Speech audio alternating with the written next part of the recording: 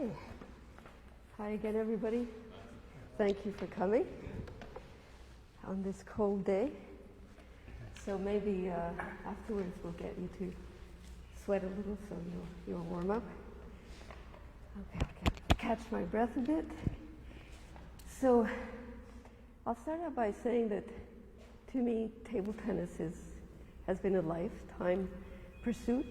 I think it's, if not the most complex sport, it certainly ranks up there with very few others. So, which has permitted to me to become a lifelong student of table tennis. So you've got a few more years to go.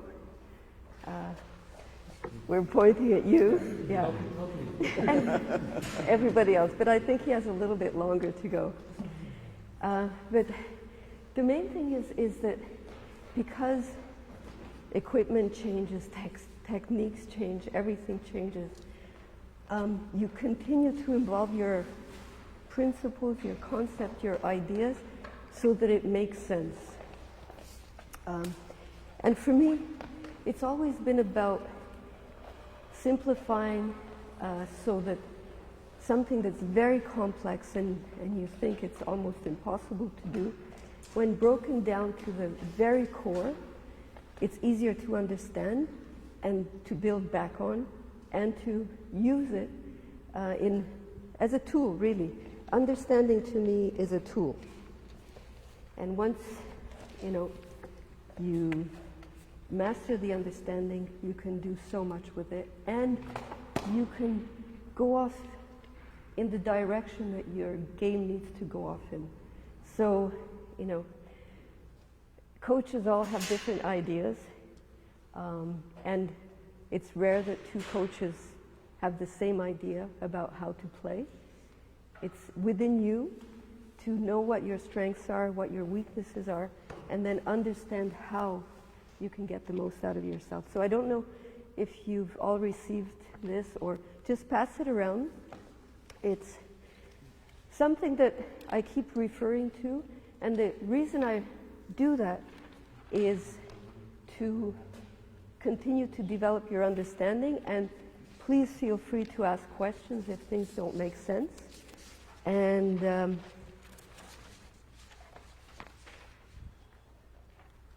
each time, hopefully, what new things I bring and new demonstrations will help to ingrain in you that understanding. However, I will give a word of warning, is that because of my preference in working with beginners and young developing athletes, because I feel that that's where my strength lies, even though I've worked at every level, I tend to oversimplify.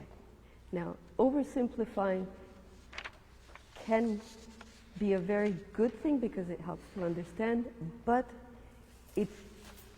you have to be careful when you look at top players, and applying my simple principles to what they do is that once, like writing a book, once you understand grammar, you can break all the rules.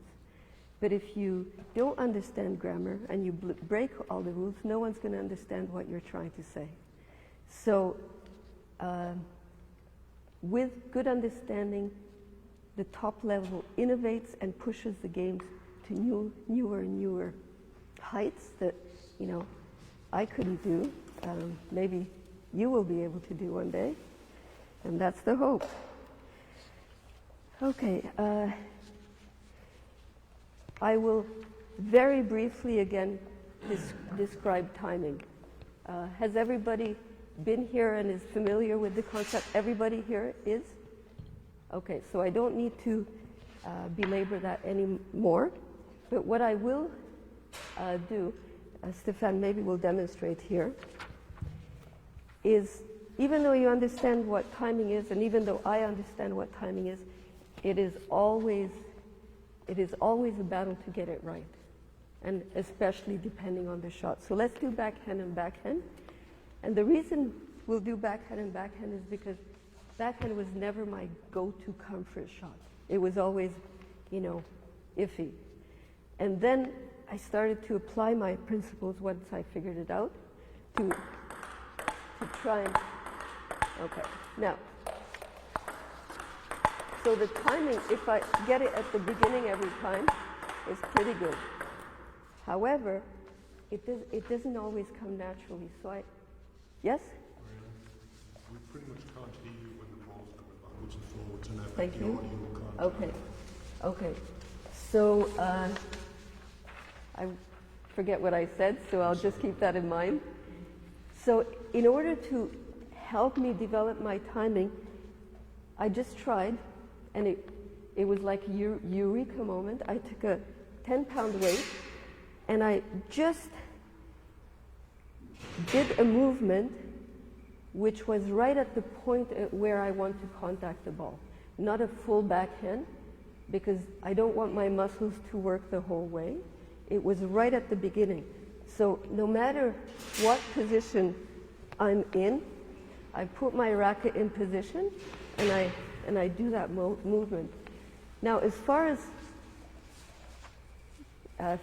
theory, I'm not sure why, the muscles, there's a certain something that happens that makes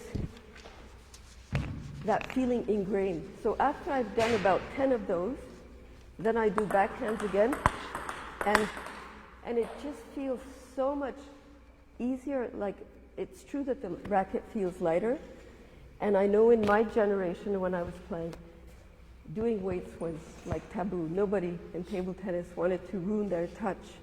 Do you remember that? Or anyway, that's what we were taught. So you don't want to ruin your gentle touch by doing weights. And I think, from my observation, it ended up being the opposite. If you do not too heavy weights to mimic the point of contact at the beginning of the shot, it really translates into some kind of light feeling that helps you to get your timing. Just one more.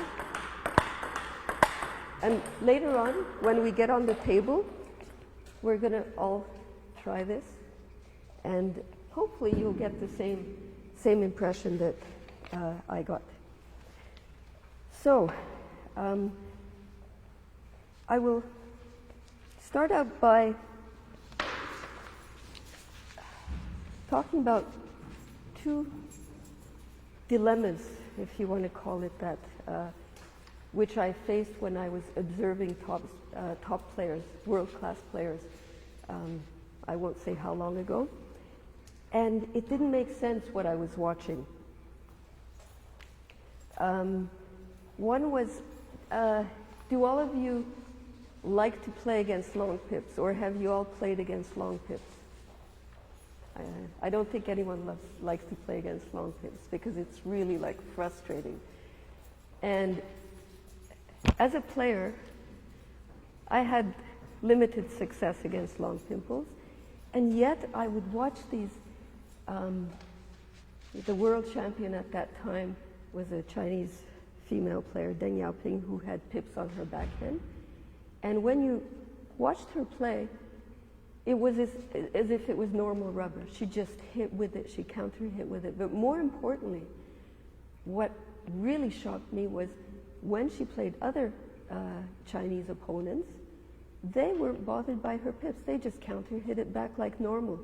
And when I thought about myself, the ball would come and I would go like this, or try to pull it because it would go in the net. Or I would watch top European players and they would have as much trouble and change their technique to try and return that funny ball that they call. But why when it was Chinese against Chinese, they didn't seem to be bothered? So that question stuck in my head for a long time. Yep. Are we still doing the same stuff about it now? Huh? We have to decide. I will come back to that. Keep that question, and I will come back to that.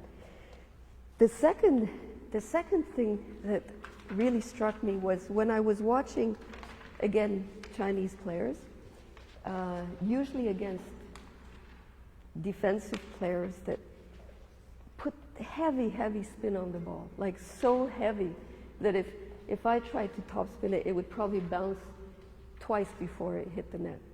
And yet they were top spinning it like a bullet without, again, changing anything. Whereas I would watch the European players, and the heavier the spin, as they were taught, and as I was taught, the heavier the spin, the lower you go down and the harder you pull. And that's not what they were doing, the top Chinese players, and I had to figure out why. So it took years, but I will maybe in half an hour share my it's not a secret, but my understanding. You can, see what you think. Okay. So I will just, before we go on, I will explain that one simple principle is that the higher the level of difficulty, the less margin of error that you have. So if I'm doing an easy shot, I can miss my timing and the ball will still go on. But if I'm doing a very difficult shot, whether it's my shot or the ball that I'm receiving, there is absolutely no margin of error. You have to get it right. So basically that's what it boils down to. Now today I will demonstrate several ways in which you can practice and improve your timing. And it's this type of things that basically you do throughout your whole playing career. And it continues to improve with these exercises, hopefully.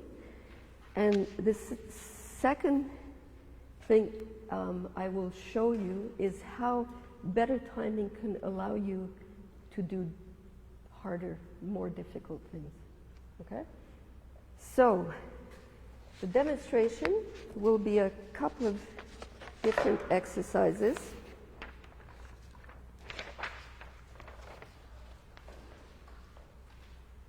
You've got the balls, or? Yeah, okay. Okay.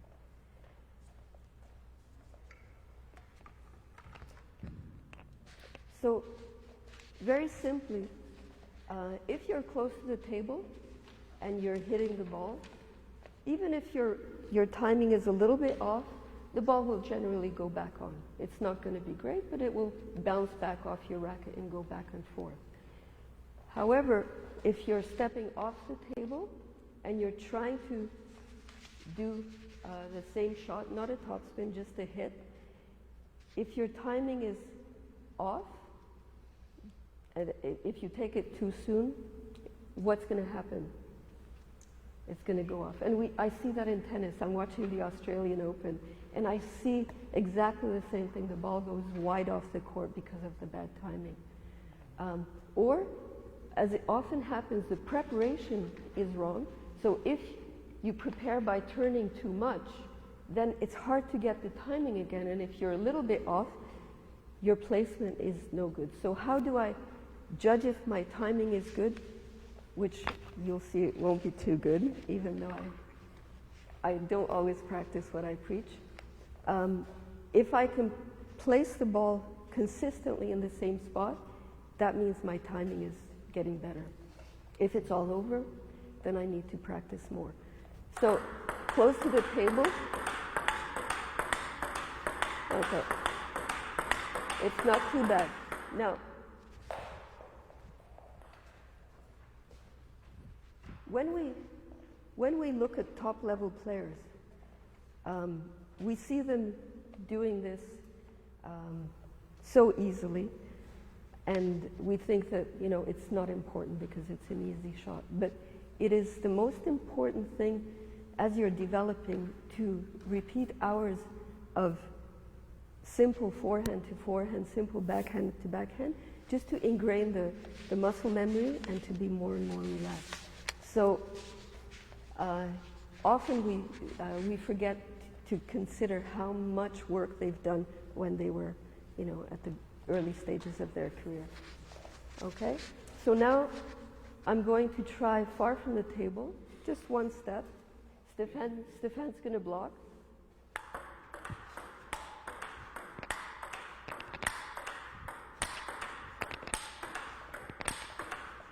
You can put it lower.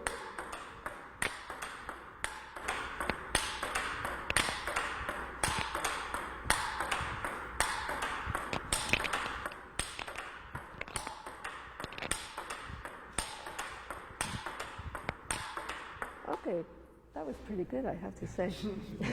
I didn't think I would get timings so quickly. This is really something that you can do with a partner. And it's not that easy to start with. And also, you need a partner that can consistently give you similar balls. So it's like teamwork. You have to improve together. One of you has to be good enough to block, and the other one has to be practicing this. And then, you do the opposite. Okay, we'll do that one more time while I'm thinking.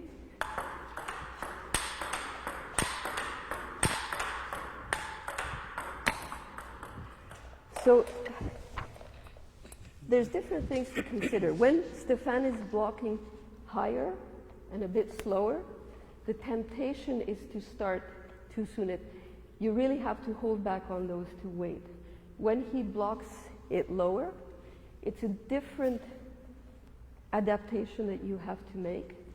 It usually, because it's so low, the margin of error is also very low.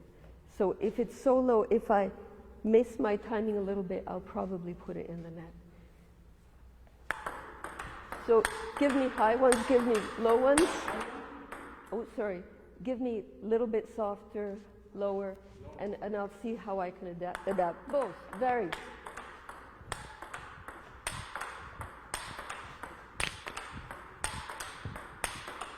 Okay.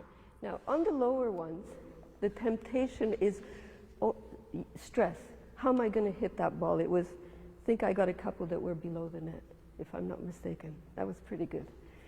So the temptation is when the ball gets hard, is to panic and topspin it or do something else. Put it back differently because you don't trust your ability to hit that ball. And the mindset has to be, I have to do the same thing, but I have to do it better.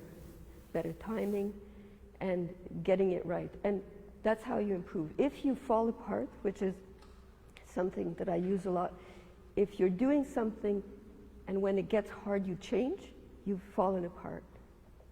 Which is necessary if you're playing a match. In a match you're not going to take risks on balls that you know that you can't handle. So then you change. But in practice it's a different thing. You want to raise your ability to handle shots like that. Okay? Backhand. Backhand will do the same thing close to the table and then far from the table.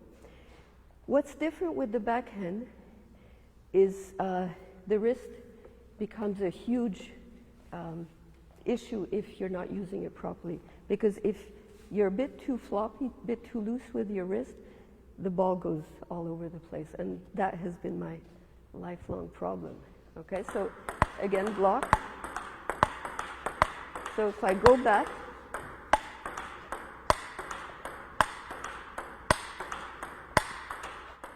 that was my wrist.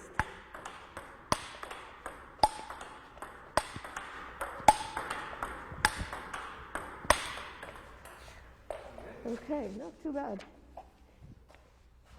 So, any questions?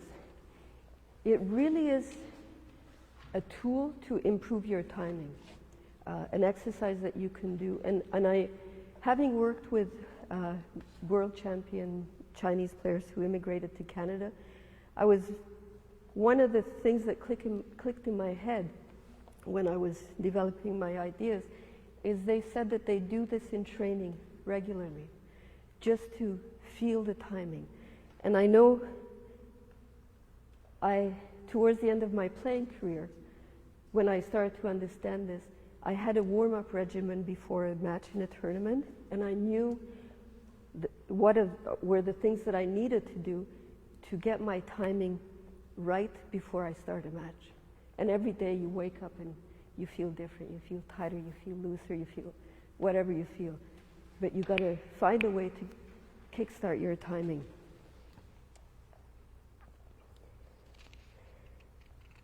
Okay.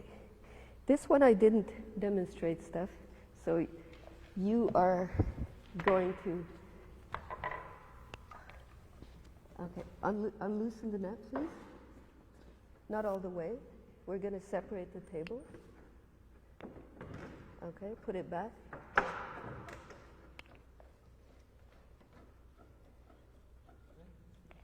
And we're going to move my side like this. Okay. This is a bit more advanced. So we'll see. No, we're all good. I'm good. So, wait, where's the other one? You've got it? Okay, I'll keep those. So now, Stefan doesn't know what's coming. Next, you're going to be trying this. And if anybody else wants to try it, feel free to volunteer. This is going to be topspin. And I'm going to give Stefan, you don't have to hit it yet, balls kind of like that. Nice and soft, flat, no spin. And what I am going to ask him to do is to topspin it back on the table without changing his normal easy topspin, and topspin it back on the table with a nice trajectory with minimal effort. If he's initially, we'll see what he will try to do, but he will probably try to overcompensate because the table's far.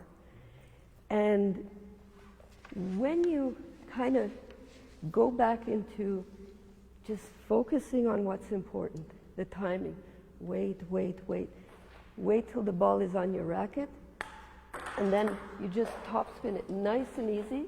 It's effortless. So you're going, go off just a little bit, and as little effort as possible, you're going to topspin it. Not too bad. Okay.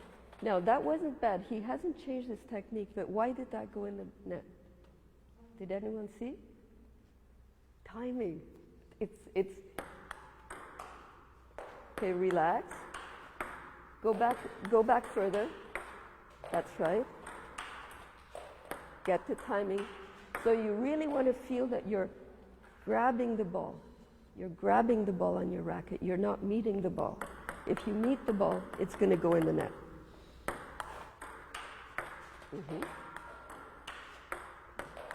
Less effort. Wait for it. Less effort. Find the minimum that you can do. Okay. The idea, he's getting it. Repeating it. He's gonna strip away all the junk. Not that you have a lot of junk.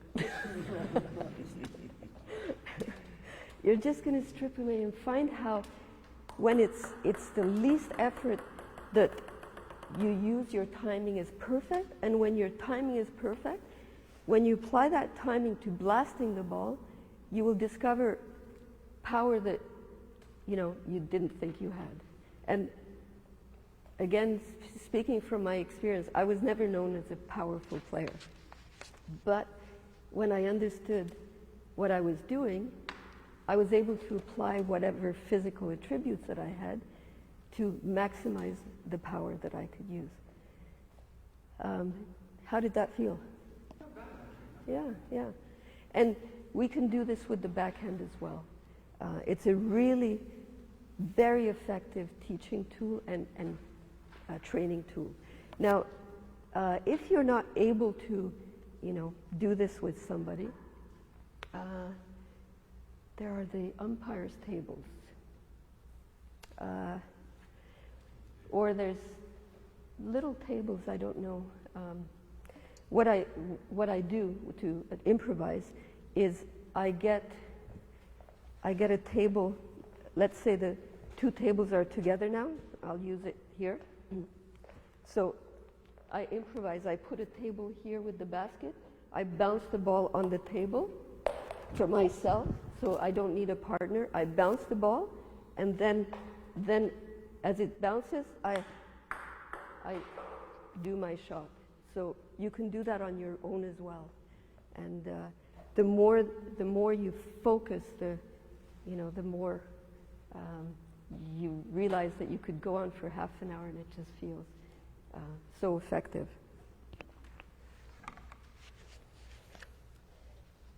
Okay, I did say we're going to try, right? And anybody else that would like?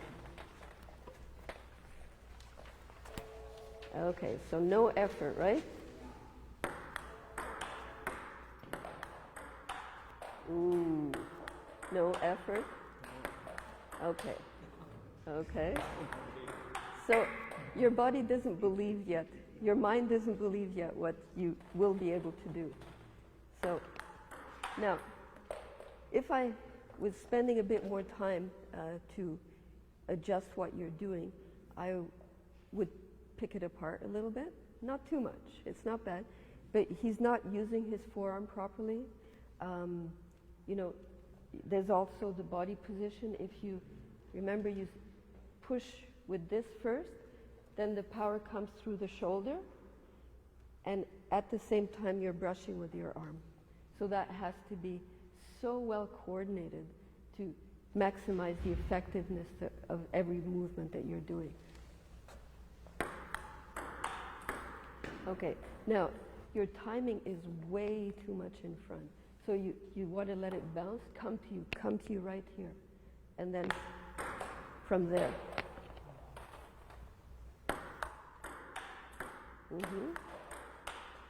Okay. Already better. Okay, what's going on in your head? Yeah. Are you focusing in on, what are you focusing in on? Okay. And as far as what you're doing, what are you focusing on? Waiting. Waiting, yeah. Good. The reason I'm asking is because when you have a task to do, and I don't give him all the details, I don't tell him do it like this, do it like that, you'd be surprised how you kind of zero in on that's not working, and then you zero in on what is working, and then all of a sudden you start to do it without thinking about, should I hold my racket like this, should I do this, should I do that, because it's too bloody complicated. And when you get into that, good luck.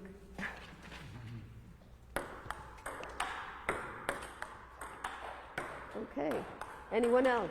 Not too bad. Already getting better.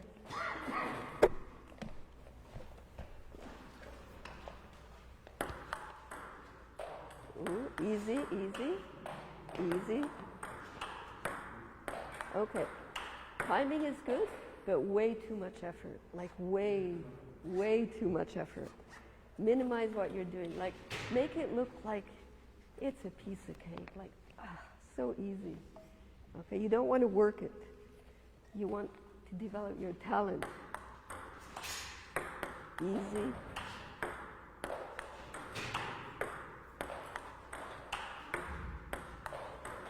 Okay. Go ahead. Someone who's representing the nation. No, that's great. I was just going to ask before, and no, come ahead. I was going to ask if you put your coach's hat on, what would you think about what he's doing? Top speed. Sorry? Top speed. Yeah, he's brushing the ball well. Yeah. What else? I think it's a little bit twisty. Uh-huh. Not relaxing up. Yeah. Uh-huh. Timing is excellent. Timing is excellent, but he's not capitalizing on what he could do with that timing. Okay? So what you could do with that timing is make it look really easy. And when you make something look easy, it becomes shorter. If it's shorter, you can play faster. You're not doing a great shot and then watching the ball go by if someone blasts it by you. So there's, all these things. So, but good shot. It's a good timing. Good timing, too much effort. Yeah. Okay, let's go. Bad time. That's, no, it's going to be good. Okay, just relax and, okay. So that wasn't bad, but you saw the bad timing, right? Okay, I don't even have to look if it goes in the net, I know. Okay, not too bad. Not too bad. Better, much better timing. To make it even more relaxed, if you do the work with your leg first, then your arm can do less work, okay? And you're not really using your legs I think you may have all been here when I talked about lifting the table. You don't lift it with your arm, you lift it with your leg. Or, that's where the power is. So that's what you have to, no, a couple more. Much better. No, timing.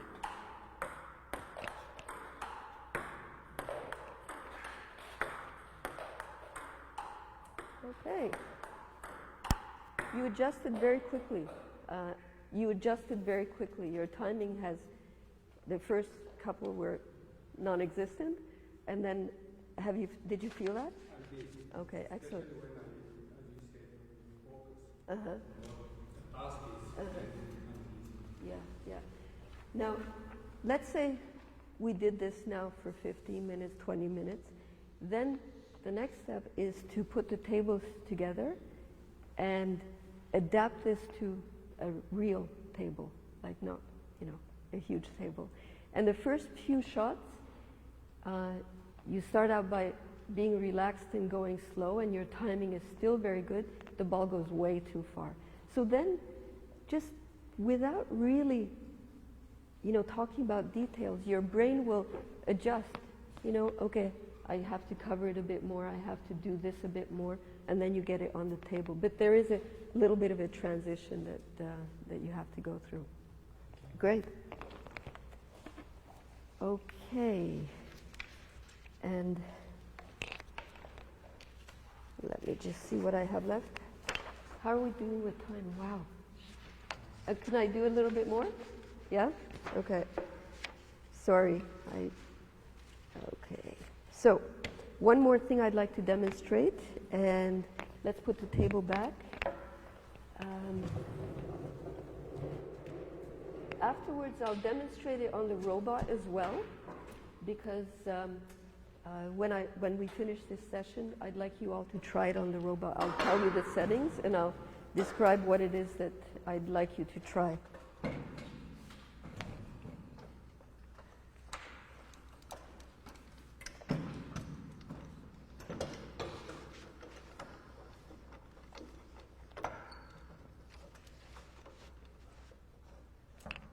When I was learning this from the Chinese coach, who was the national coach at that time,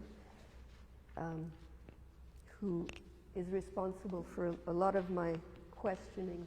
I need a bit more. Yeah. Thanks.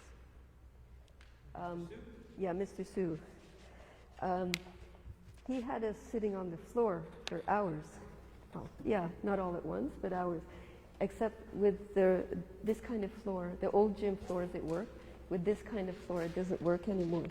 So to practice timing on the backhand, we would sit here like this, drop the ball, it would bounce, and as it bounced up, you would practice just getting it on the table. And of course, you have to open your racket to get it on the table. But if you change your technique, you will see that it absolutely does not work. So you have to keep your same technique. You can't backswing because there's no room to have a backswing. And if I try to push it, like if my timing is wrong, then it won't go on. So I guess you could do it just like I did without bouncing it, but it is kind of more effective if you're on a hard floor and you can bounce it. Okay, the last thing I'll demonstrate is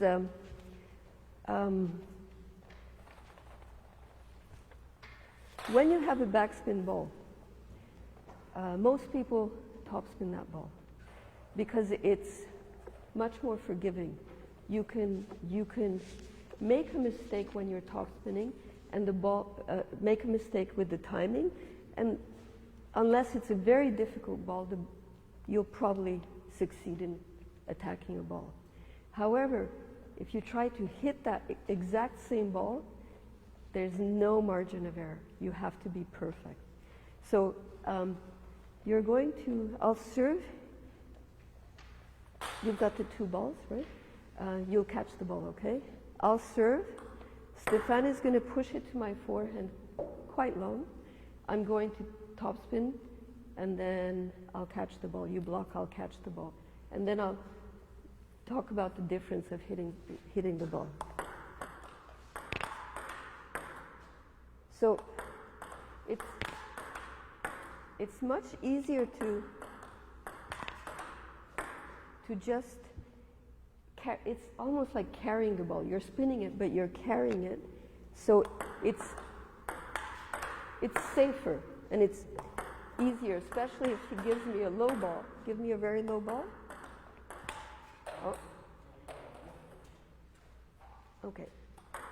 Now, to improve my timing, which will eventually transfer back to improving my topspin, I'm not going to topspin this ball. And that's for practice. It's not for a match.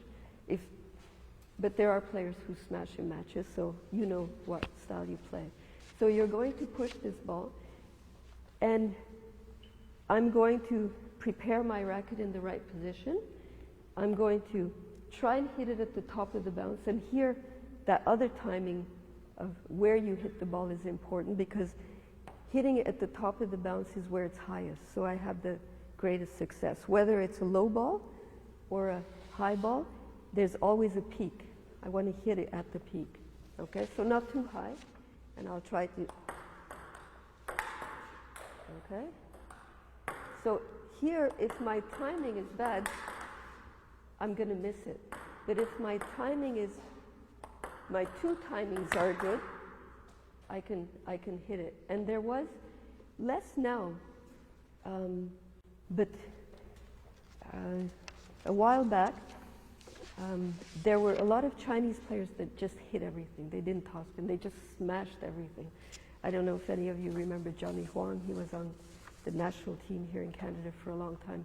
You could give him any ball and he'd smash it, and you would think it's not possible. So there's no margin of error. The more difficult the ball, it just has to be perfect. And proof is that there were so many players that could do that. Okay? Yeah.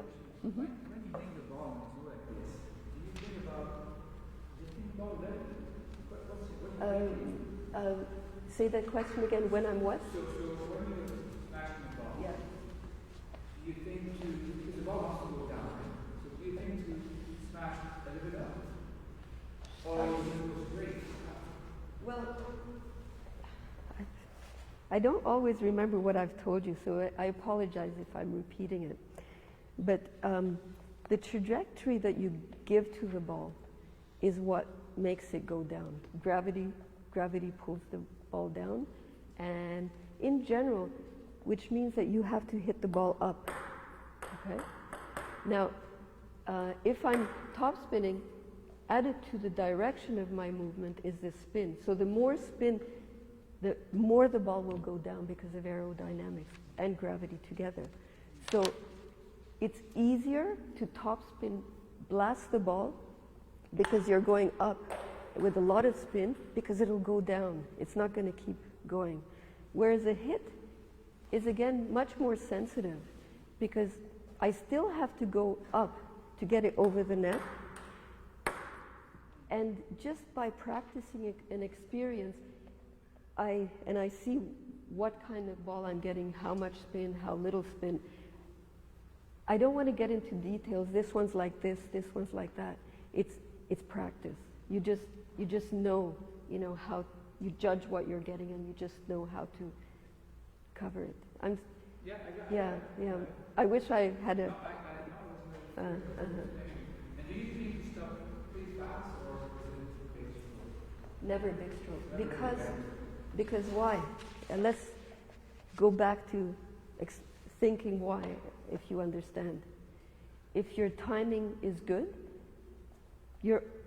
your muscles are only exploding at the point of timing. The rest is relaxed. The shorter your explosion is, the better for everything. The better for recovery, the better for length of movement. So it is all in that fraction of a second when you contact the ball. If that is better, it's more explosive, then the rest are all benefits. Okay? And before we get on to trying some of this stuff, I should get back to just explaining about the pips. So when I thought I was at my best in my mid-20s or early 20s, I had nightmare matches against this American junior who was I think she was the first player in North America to use long pips on the backhand. And I felt like, she was at a different level from me, but whenever I played her, I would lose with very little chance of winning because she would serve with her pips long to my backhand. I would go like this, and she would smash. She had a really good smash. So she had one or two shots as a junior on the backhand with a good flat serve and a good forehand. And I had no chance whatsoever, because tactically she maximized. And I don't know how many times I lost to her. And after I retired, I came back to try to qualify for the Olympics. And my final match to make the Olympics was against her. And I'd never beaten her, never. But I had 1 year of coaching under my belt, trying to explain how to do a backhand. And I had already started to develop these concepts and understand what I was doing. And I was watching, why do the Chinese have no problem hitting against? So basically, that was one of my tools. I used that a lot. My backhand improved like almost, overnight, within very short time. And it was one of the best matches, I think, from both of our points of view, because we were dying for every point, long rallies, spectacular rallies. And what I was most proud of is that I counter-hit. I counter-hit to her backhand because by then she was quite good internationally. And as soon as I would change to her forehand, she had a wicked smash that was always cross-court, always, and she never missed. So I couldn't change to her forehand, so I had to out-backhand her. And then she would change, and then I would come in with my good shot. So it was, anyway, just a story, sorry. So to counter her long pips, was it all about timing? It's all about timing and not changing. So I mentioned on this sheet principle of similarity. The harder, the more difficult a shot is for any reason. It's funny, it's floating in the air funny, it's flat, it's heavy spin, it's heavy topspin. There's very little change that you have to do. You just cannot have a margin of error. So if I change the shot that I'm doing, already there's a problem. And then the hard part is not to panic and change, but to hold your ground and do the shot and make sure that your margin of error, your timing is, perfect. It's oversimplified, but it applies to so many things, and it really, I think, is the key. So. I have a question there, I guess. That's not really quite I teach, but I can see it's probably right. But for me, I feel like if it's a heavy chop, except for to every chop or every topspin, I don't feel like my angle of my racket should be the same. It isn't exactly the same. Same, right? It isn't exactly the same. Oh, not exactly the same. It isn't exactly the same because, of course, you have to adapt. But your timing, if your timing is perfect, there's very little difference. There is some difference. Okay. So when I watch these Chinese guys, get an impossibly loaded backspin ball, and they go pow, you know, as if it was nothing on it. It's because they've got everything right. They don't, a lot of Europeans, you know, they go down, they pull it up and whatever, and it's, So it's the timing. yeah, I really, really believe that. And you know, as of course, over the years, I look at what's happening in today's table tennis, and I try to judge whether these principles hold up. And if they don't, you know, I tweak them. I say, I didn't think of that or whatever. But it's a constant process that, you know, that you adapt and you expand. It's, you know, like any science, you have new information and you know, you didn't think of that. You know, someone invents something and, you know, you incorporate that into your thoughts. Okay, so my approach to coaching isn't always, you know, what's common, because I like to start out to empower the athlete with an understanding. And of course, with a 10-year-old, you know, it happens in a different way, but the principles are what I try to present to them in certain exercises so that they understand what they are doing. Once, you know, all these principles are more or less in place, then it's up to the athlete, in my opinion, to explore how they can apply it to what they do. And the next level, at the highest level, is that they understand, based on these principles, what works for them and what doesn't work for them, and then they create a style. So, you know, maybe I will always have problems with timing on my backhand or whatever, anything. So I build a game around covering that weakness. And then ultimately, the athlete is equipped to have less coaching and more control over, you know, their thinking and their finding answers. Because at that point they can be the ones to innovate. They can be the ones to apply something and build something new, invent a new something, new shot or a new way of doing something. And then the coach becomes a student again. And I think that's how the sport continues to evolve. Okay, so what we'll do now, thank you. I will...